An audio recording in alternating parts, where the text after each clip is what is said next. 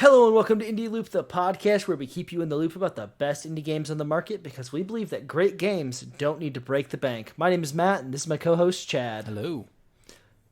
All right, so last week we talked about Hollow Knight and how great we thought it was, and we're moving on to a game called Moonlighter. And Moonlighter is a game that is super interesting. One of the first things that I noticed when we first looked at Moonlighter was on the Switch Nintendo page, it just straight up shows its Metacritic score, which I thought was very strange. It actually kind of turned me off, but we both really liked the concept of Moonlighter and a couple other games, but I want you to kind of talk to me about how we got to Moonlighter from a Hollow Knight and that thought process that we both kind of went through to get to there. Sure, that's really interesting. Yeah, that Metacritic score is definitely something you don't see on every Switch page. I think that's really something that could have turned us both off of it, and really luckily we dove into it. There's a lot of things that we really loved, but the journey was quite interesting. We had just come off, playing side by side or, near each other story-wise at least, through Hollow Knight, and we were looking for something that really would scratch that same itch that Hollow Knight had for us, even though we had completed the game and even started speedrunning that game. But we really were struggling because this was our first real foray, at least together, into indie games and that whole genre.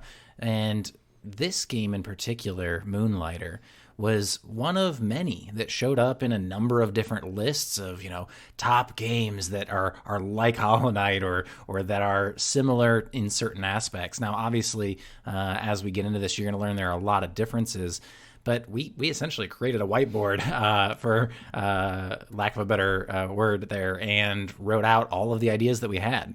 And the real struggle that we had was a lot of the games on our list seemed really interesting. And so it was hard to narrow it down. And really what ended up happening is we just bought a bunch of different games and tried a lot of different games. So at the end of the day, what you're going to learn is that you just got to try things sometimes. But this was our first shot. This was the next game after Hollow Knight for us that we said, let's give it a shot. And we learned a lot. No, we definitely learned a lot. And I think that this was, I think, the second game that we played after Hollow Knight, because our first game that we picked was not what we wanted. But I think Moonlighter really drove us to something new because, like you said, it's an indie game, and it was our first real dive into indie games besides Hollow Knight. And we were interested in this concept of Moonlighter that I'm going to let you kind of talk about, what is Moonlighter in comparison to Hollow Knight? Like, what is the game at its bare bones essential? What is it? It's a dungeon crawler. For sure. It's nothing else. And if you try to make it anything else, you're just gonna really hurt your experience in the game, which is, I think, what happened to us. We started off with certain expectations, and we knew a little bit of what to expect, based on the trailer and some videos that we've watched, but really we didn't fully know the scope. We thought there was going to be a lot more shopkeeping and other things that really we had hoped would draw us in, and they definitely did at the beginning, and it's going to be really interesting to talk about really what changed that perspective for us. Yeah. So as a dungeon crawler, though, you're gonna sacrifice a lot of things that you may have come to expect in a game like Hollow Knight. You've got a lot of narrative, you've got a lot of art and music, and the story, is dynamic based on how you experience the game. And you're in a platformer as well. So really, it was funny that this ended up being a game in that list that we wanted to look at, because in a lot of ways, it's not really that similar at all. No, I think the only similarity is honestly that it's an indie game. Genuinely, that's the biggest similarity, because you're right, it's a dungeon crawler, and I hadn't played a ton of dungeon crawlers, but I didn't dislike the idea of the dungeon crawler, but it wasn't something that I was super interested in. But you mentioned the shopkeeping part of it, and so what Moonlighter is essentially you are a young man who owns a shop in a town that is surrounded by these dungeons, essentially, that unlock one by one. You go through them, and you're trying to get to the end. Nobody in the town is able to do that. Essentially, people go into the dungeon, but like they don't really get very far. But you want to get further and further into these dungeons, but you have a day job, and that day job is to run this shop. So you're going into these dungeons every single night to get items to sell at your shop the next day. So I'm moonlighting So you're moonlighting as a dungeon crawler, correct? Hence Moonlighter. But again, that's I think what drew me in. Like again, I don't care about dungeon crawlers. It's not something that like I'm super deep into, but I liked the idea of the dungeon crawler, and then I get to go home every single night and sell the stuff. And that was what made Moonlighter an absolute hit for me in the beginning. So I want to hear about like what was your initial impression when we first started? Because this is another game that like you said, we sat down and we played side by side Hollow Knight, and we searched for a game that we would do the same, and we did that with Moonlighter. What was your first impression when we both sat down and played this game side by side? What was going through your head? Hours of fun. We started off and we literally grinded a lot of hours in one night and just played and found the right prices for your shop items. And we worked together to really optimize our gameplay.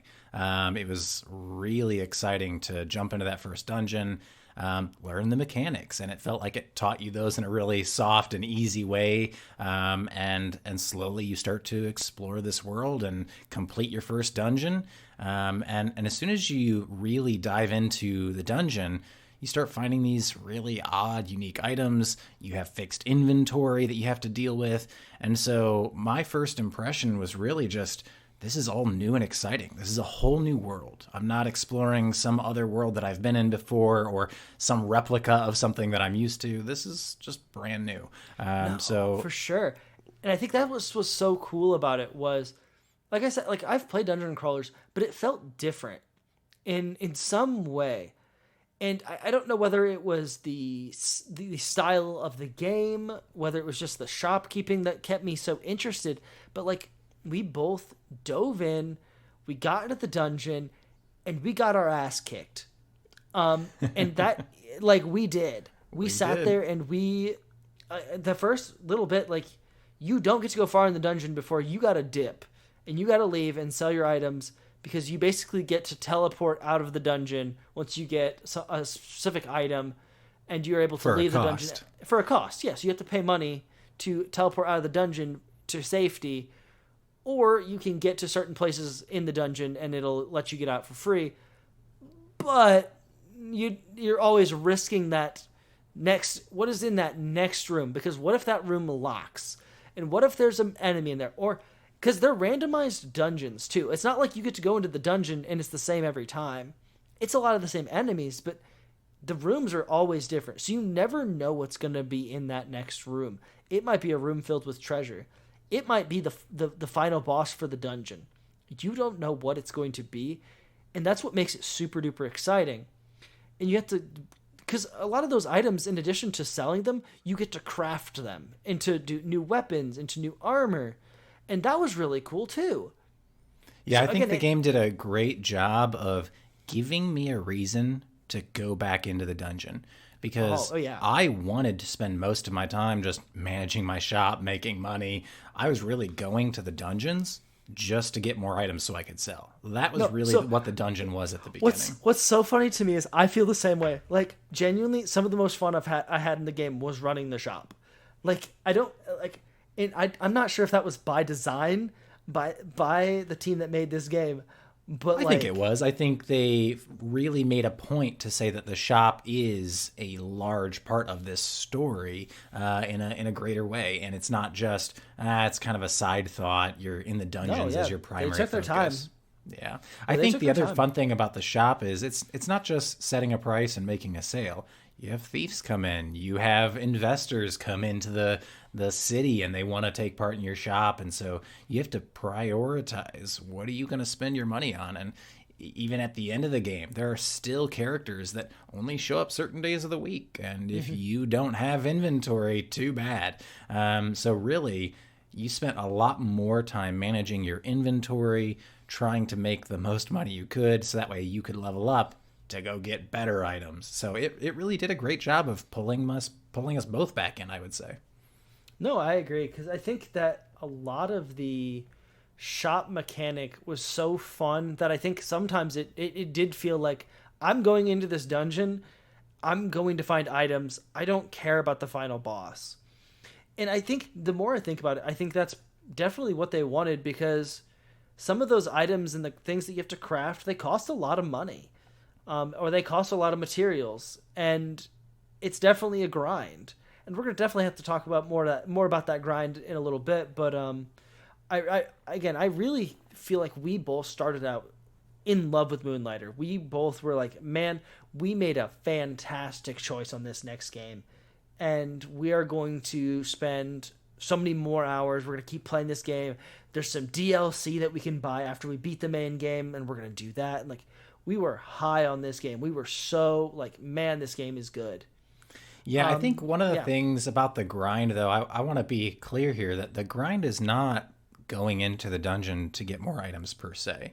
Because I think the game actually did a fantastic job at pacing which items you needed. Really, every item that drops is valuable for a reason.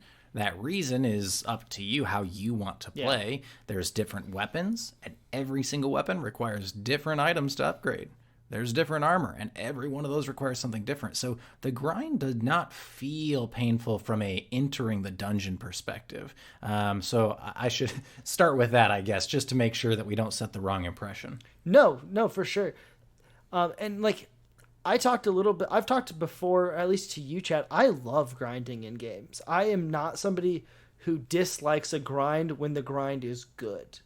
And I think, like, to me, the grind in the dungeon was good. At least in the initial parts of the game. Like, I enjoyed going into the dungeon, getting to the shop, killing some enemies, rinse and repeat, getting the new weapons, getting the new armor, getting to go a little bit further in the dungeon, beating the final boss, and moving on to the next area. And so, like, I really enjoyed that grind for a long time. And I think I want you to tell me a little bit about the story of Moonlighter. Just tell me a little bit about the story. Sure. So, I mean, the story's really something that I expected to be one of my favorite parts when I first started. Just like Hollow Knight and just like other, Metroidvania games or exploration-based story games, you have to find the story for yourself. Now, that doesn't mean it's all hidden away from you. There are definitely parts of the city and your shop that drive that story. There's an old man that talks to you and gives you a little bit of context for your world and does that world building for you. But once you leave, once you've set out for that next dungeon, between that dungeon and the next one after you beat that boss, everything else is just little bits littered on paper throughout the world. The problem, I think, that I encountered with the story was really just the way it was presented. I felt like at the very beginning, I was getting a lot of information. And then the pacing for the rest of the story was much slower. And that is because in between one dungeon and the next, where you get that next big chunk of story, there's nothing new to find. If you find the papers in the dungeon you're currently exploring, those papers never change. No matter how many times you enter and leave, no matter how many different rooms you find them in, they're the same. And that really took away for me the desire to explore those side rooms again. I wanted to explore those side rooms every single time I went in. But once I realized that that story was not going to be built on until I completed, that made me focus my sights on getting to that next dungeon. But therein lies the problem.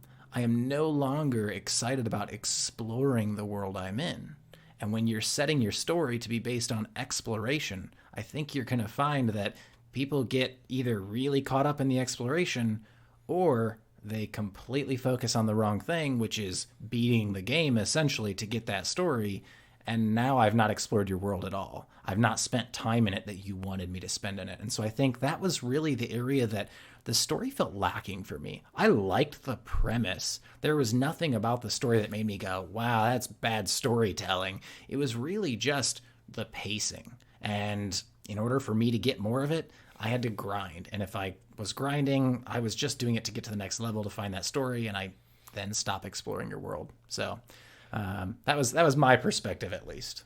Yeah, no, I definitely agree. I mean, you're essentially this young man who owns a shop, and there's an old guy who tells you to not to. He's just like, hey, don't go in the dungeons. Your parents died in those dungeons. It's dangerous in those dungeons. And then after you beat a dungeon, you come out and he's like, oh, you got lucky because you beat that dungeon, but don't you dare go in that next dungeon. And this is just kind of a rinse and repeat. And like you said, there's like, you can find like little bits of paper and campsites inside the dungeons with like bite-sized information about the story. But like you said, like I really struggled to care about the story. And I think that is an issue for me. I want to enjoy the story a lot more than I did, but I just couldn't. Is that because you really got excited by Hollow Knight before this and you had so much story always at your fingertips, and this game was really more, I guess, a light touch on the story there? Did you want more, or was it just the premise? What is it about the story, though, that you didn't like? The problem, I think, to me was I just don't feel like there was a story. And I think that was my big issue was, I guess, there was a story, but why do I care? I guess is my thing. I think that's the important piece. I don't care. Like, you're telling me that my parents died in this dungeon, but, like, it doesn't, you're never, like, moving towards finding out how your parents died in the dungeon. Your parents died in the dungeon. They died in the first dungeon. Which means, frankly, they sucked as people who went into a dungeon, because the first dungeon's not that hard. So what that means to me is nothing. Like, literally, I told you the entire story. You go into a dungeon, you find items, you sell them at your shop. Old man says, don't go to the next dungeon. And you go to the next dungeon. I can't tell you anything more about the Moonlighter story. And I'm sure I could go online to YouTube and there might be deep lore about Moonlighter, but I just don't care. And I think that is a huge issue for me when it comes to Moonlighter is I never had a problem for a long time with the gameplay. The gameplay was always super fun, engaging. I was having a good time. I got to swing a sword around, got to do some big spins with my greatsword, kill some enemies, collect items, sell them. It's fantastic. But I knew early on this game was not going to deliver me a good story. So what did you think it did well then? Because I think Moonlighter did several things actually really well, because we both said we spent hours in it when we first picked it up. So why did you keep playing? What was it doing well? I mean, the dungeon exploration was really fun. I loved the randomized rooms. I loved being able to explore. I loved killing enemies and being able to get more items, whether they be for upgrading my shop, whether they be for selling in my shop, getting new armor, getting new weapons, getting potions or magic, whatever it may be. I was loving that. And to me, I love a good story, but I'm willing to overlook a story for good gameplay. And that's something that's always been the case of, like, you know what, as long as your game has good gameplay, I can forgive you for not having a very good story. I mean, you should definitely have better story than I think Moonlighter was able to deliver for me. But, like, I am able to overlook it if I can have fun with your game. Because, like, I ultimately, yes, it's a knock for Moonlighter for me that the story is bad. But it is ultimately not the reason I didn't finish this game. And this is the first, like, I will 100% tell you, I did not finish this game. And we'll talk more about why I didn't finish this game. But, like, again, for the first probably 8 to 10 hours, I wanted to play this game nonstop. I loved this game. What were you working towards in this, grind? And I've heard you say this, and I agree. I don't mind games that are a little grindy. I mean, I played Destiny for way more hours than I'd like to share, and it's well beyond completing some story or anything. Yeah, yeah. It's all about having fun with friends for me in that particular scenario. So here, what was really keeping you going? What part of Moonlighter were you always working towards while you were having fun? So to me, I was always working towards the next weapon, the next armor, the next shop upgrade, the next whatever it was, the next dungeon. But here's in where the problem lies, and where the game started to fall off, I think, for both of us, was I got to a point where I started to realize, hey, these enemies, they're just kind of the same enemies from the last dungeon, but a different color. Hey, I have the biggest shop I can have.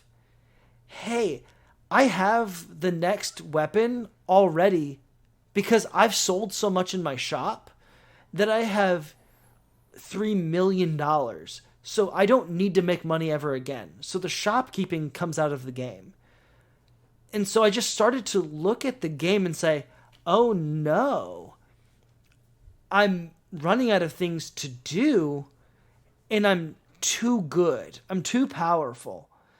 I'm too far into this game to where I don't have that next thing to grind towards. And without that next thing to grind towards, what am I playing this game for? Because if it doesn't have a story that I care about, then I don't care to finish this game. Yeah, that was honestly the same. I think the scaling of the weapons and the amount of money we had really put us at a level that was too high above the enemy levels.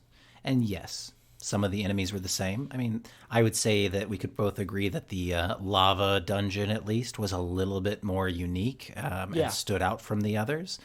And the art was even honestly beautiful in some of these areas. While it did feel in some ways very similar, because a lot of the overall layouts were similar, it still was fun to go in until we were too powerful. I remember at one point we got excited because we unlocked this next dungeon and thought this will be great. We picked up 3 items in our first playthrough, teleported back, sold them, and had enough to upgrade the weapon again. And we cleared the entire dungeon on our next run. The first playthrough that dungeon after we got like 3 of the 1 item we needed. Mm-hmm. So it really, again, there was no reason for me to go back there. And we've talked about that because the story doesn't require me to. And even the pieces that it does share are minimal. So I have no reason or desire to keep going back to this dungeon that I've now beaten. So I'm just going to go to the next one. And when you get to that point, and you're not in that last dungeon, you're not overpowered because you've beaten the game and now you're just grinding to upgrade things. I've already hit a level that I was never making potions. I was never doing anything to buff my character. I never made a potion in the entire game. If I had a potion, it was because I found a potion in the dungeon. I couldn't bother to make a potion because by the time I needed to make potions, I was already at that point where you were upgrading or you didn't need it. Yeah. Yeah. So I think really what it did well was it drove me to want to play more at the beginning because there was always that next thing to work towards, even though the story wasn't drawing me in. So you and I both agree. We kind of put the story aside and said, yeah, we'll listen to the guy when he talks to us and we'll read the things that we find, but we're not going out of our way to like build, more lore in our minds here about this world.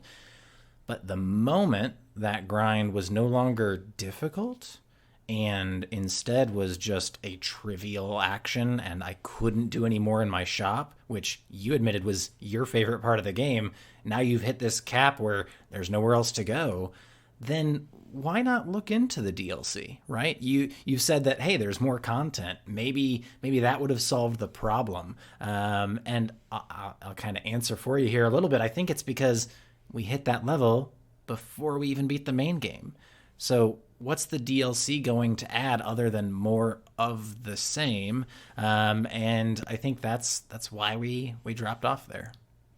Now, I'm gonna say this, and I genuinely think this game is good, and I think the problem I had is I played this game wrong. I didn't play this game the correct way. And what I mean by that is I would beat a dungeon, and I think the way the game wants you to play is to go to that next dungeon. Now, that's not always what happened.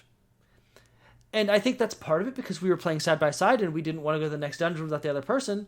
If one of us beat the dungeon before the other person, that other person's just making repeat runs into the dungeon, getting more money. And so that led to us being a little bit overpowered. And as I said, I like a grind. I don't mind that. It's something that was mindless for me that I was able to just kind of do while talking to you, while doing whatever I need to do. It's a meaningless grind after I've beaten the dungeon to get more things. I think if you go, you beat the dungeon, you move to the next area, and you're playing consistently, and you're just, whenever you can buy something to upgrade, you buy that thing to upgrade, and then you don't get to upgrade again because you don't have the money. Like, if you play it that way, I think the game lends itself very well, versus that's not how I played this game. I grinded up so much money that I was able to complete the store so early compared to where I probably should have been. I was able to buy a sword, buy all 5 of its upgrades without doing another grind at all, because I just was so flush with cash. And there's no way the developers intended you to do that. And again, don't get me wrong. This game does get grindy, and it does get a little less interesting the more you go into the deeper you go into the game, because it ultimately, it doesn't do anything different. You go from doing a dungeon crawl, getting items, moving to the next dungeon, doing the same thing for all 5 of the dungeons. They don't throw new things at you. Nothing's new. There's new enemies. The weapons, they don't do anything differently necessarily. They're just stronger. You're not doing anything different. You are just stronger. Let me throw a wild thought out there. Yeah. We haven't talked about this, but I feel like the more we talk about the game, the more I wish it didn't have a teleport function. I feel like that actually made it too easy for me to stockpile items, know that I could get the perfect premium price for that item, have no money issues, and then go right back into the dungeon and keep getting more items. If I was forced to make a tough decision between, am I going to keep this item or am I going to keep that item? Would I have been more selective over what I chose to upgrade and what I chose to carry with me? I honestly remember so many times where I'd be like, I'm just going to try to fit as much as I can in and then immediately teleport out, because I know at this level of this dungeon, I'm getting my money's worth for the cost of the teleportation. No, yeah, absolutely. I had not thought about that, but yeah, 100%. Like, honestly, if I wasn't able to teleport consistently all the time, there's no way I would have been able to become $3 million rich and be able to do anything I want in the game, no consequences. Like I said, like, I could buy a weapon, buy all 5 of its upgrades, and be like, man, I still have $2 million left to be able to spend. Like, yeah.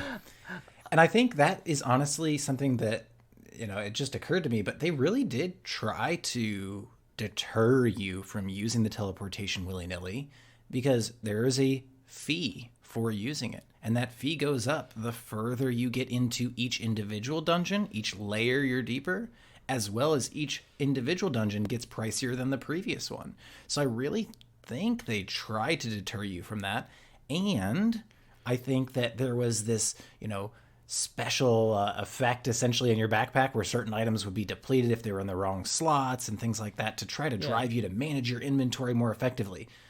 But all of this inventory management all of these shop upgrades to have more slots to sell things and to store things in your room becomes pointless the moment I can teleport, because I'm no longer having to be selective with what I bring with me, because I can teleport.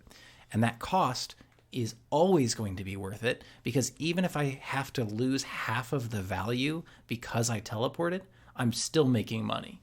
I am never losing money. And they also had an effect where if you don't have the cash to teleport out, you're gonna die. But that wasn't severe enough, because so what? I lose the 10 random items that I picked up. I can just go grind those again. No, I mean, there's multiple times I was like, I am not finding anything good in this dungeon. I'm just going to die and restart. And that has no penalty. Like, I lost the items that I had. Oh, no. But teleporting, it just allows you to literally, you can teleport back to your house and then teleport back to the exact spot you were at in the dungeon. And what I did every time was I would get to the room before the boss, because you know which the room is before the boss, usually, because there's a healing pool, like hot spring, outside of the boss room. So I would just find the hot spring, grind until I had a full inventory, then teleport out at the hot spring, then sell everything, teleport back to the hot spring, fight the boss. No consequence. You lose, you didn't lose any items. Yep. Didn't lose any items. I lost 2,000 gold or whatever the currency is in that game. And again, whoop-de-freaking do. I have millions of dollars. Yep. So again, I think genuinely Moonlighter was so close to finding the perfect formula. And again, like, I don't want to attract anyone from this playing this game. Like, genuinely, I would recommend this game to almost anybody, because I did not finish this game, but I've told you how I think I should have finished this game. And how I think it would have worked for me to be able to finish this game. In addition to, even if you stop at the 4th dungeon like we did, I 100% got my $20 worth out of this game, and I enjoyed it plenty. I have not once since thought about the fact that, man, I wish I would have beat Moonlighter because I didn't get enough enjoyment out of it. I didn't. I mean, I 100% got enough enjoyment out of it, but I think, in addition, because there's no story to drive me back to finish the game, it doesn't matter. That's like, exactly what I was going to say. I don't care. Like, I don't care to finish the game, because what am I going to be told? The old man's going to say, well, crap, I guess I was wrong. You're good enough to beat all the dungeons. Yeah, maybe my parents aren't going to come back to life. Maybe they are. Maybe that was what he was holding back from us. You know, he didn't want to bring our parents back. He had a grudge against our dad. Maybe he ripped him off, you know, for too much money out of one of the items in the glass cases or something. Yeah, who knows? But again, like, I really did enjoy this game a lot. But again, it just had a couple flaws that held it back from really, really being a successful game that I could put on a pedestal.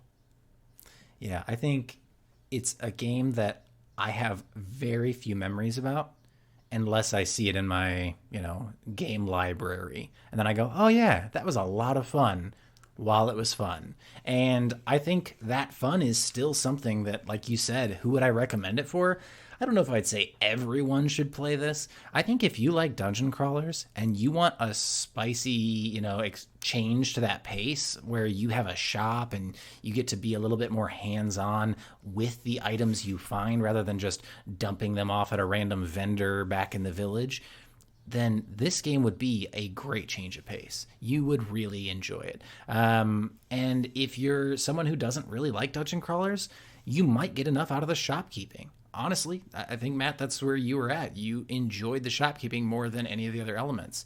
But I also think the combat, personally for me, was a lot of fun until I became overpowered. So I think there's a lot of variety. You could use a bow and arrow. You could, use a sword, a spear, whatever you want to tweak your gameplay. But honestly, I think the biggest thing that would not be the right category of players is someone that's looking for, more of a platformer. If you're only a Mario player and your Metroid games and Castlevanias, things like that, if that's where you're coming from and that's your background, this game is a very different feel. It's a top-down, dungeon crawler. So you're not going to get that same thing. Now, there are some other games that we've played since then that are the same, I would say, from a dungeon crawler perspective. Scourgebringer, for example, another game that we've really spent quite a few hours in, and maybe we'll talk about that someday in the future. But games like that definitely have a slightly different feel, because that one is more of a platform, at least to an extent. But this one being top-down, I don't think you'd really get as much out of it, especially since there's no story, nothing else driving you back in there, at least not after that first dungeon. Yeah. I mean, again, this is like you said, I don't think about this game very often unless I see it in my Switch library and I'm like, oh yeah, I did have fun with that. This is nobody's game of the year. This game's not winning awards, but that shouldn't deter you from playing this game. It's a good, fun game. It's well worth the money I spent, and I really did enjoy it. And again, I would recommend it to anybody that just if the shopkeeping alone sounds like that could be fun to do, get this game. Genuinely, it's what made this game fun for me and why I enjoyed it so much. If that interests you at all, just do it. Again, I would not necessarily recommend getting the DLC right off the bat. Don't buy the bundle, because I believe there's a bundle. Just get the base game. If you enjoy the base game and you're like, man, I really enjoyed it and I'd like some more of this, get the DLC. I definitely don't want to deter anyone away from this game. There will be games, I think, that we can definitively say we can deter you from and save you some money. This is not one of those games. We had some things to say about it that were kind of negative. But again, I think a lot of my negativity, besides the story, comes from how I played the game. I think our expectations is what really changed our enjoyment of the game as well. I think we came into this, like we said at the beginning, this was a game that was meant to fill a void almost, right? We came off this high from Hollow Knight, and we wanted something. Well, you said a void almost. No, it literally was a void. When we finished Hollow Knight, there was a genuine void in my life. Are you talking about the actual void in Hollow Knight? I'm a little both. confused. Okay, gotcha. But yeah, no, I think this desire to find another world to explore, this desire to find another game that has mystery and excitement. It's not just about, hidden Metroidvania style games. I like story-driven games as well. And I think they have a lot to offer, and we're going to talk about a few of them. But we had just come from a game that was self-exploration, and we wanted more. And this game, we thought, would give us that explore another dungeon, find another clue, get more of your story. And frankly, that's where it left us wanting more. So set your expectations right. Maybe don't come from your top game of all time, I think is, or one of your top games of all time for Hollow Knight. Don't go straight from that to this, but definitely check this out if you like that kind of game. Yeah, for sure. I want to ask you a question that we didn't get to ask last time, but I'm genuinely curious. What other games are you playing right now? As we wrap up, I think that we should talk about some of the games that we're playing as right now, whether those be AAA or whether those be indie games. What are you playing right now? Oh man, I am on a grind for Kunai. Kunai is another indie game, and you see me play this. I've seen you play Kunai a lot. And honestly, it's a game that is drawing me back in. It's very different from anything we've talked about so far, and I hope at some point we can talk about Kunai as well. But really, it's a game that's just continuously drawing me in. It doesn't do anything crazy formula breaking. It's got a very unique art style, and it has one thing that I know you hate is weapons in a platformer that are projectiles.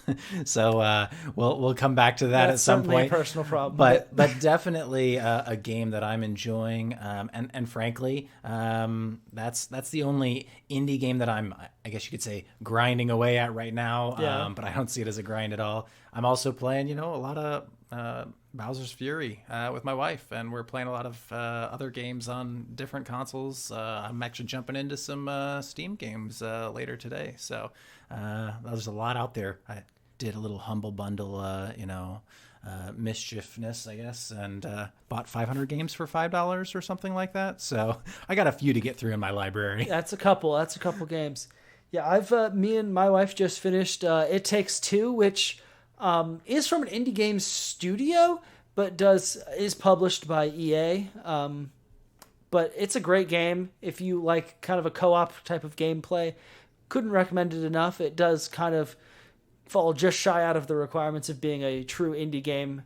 But again, great game. Is that impossible to play solo? I'm assuming you have to play with another person, It is impossible to play solo. You can play online with people, but you have to have another person. Fantastic. I think that's going to be a really fun one to look at myself as well. Play it with the wife or even with you. But I think one of the things that intrigues me about that game is the fact that you don't see a whole lot of couch co-op games anymore. No. You're starting to see more of it during COVID. A lot of people are home, and I think a lot of studios are taking that into account and know that people are looking for ways to connect with friends and family. So we may see even more of those in the near future.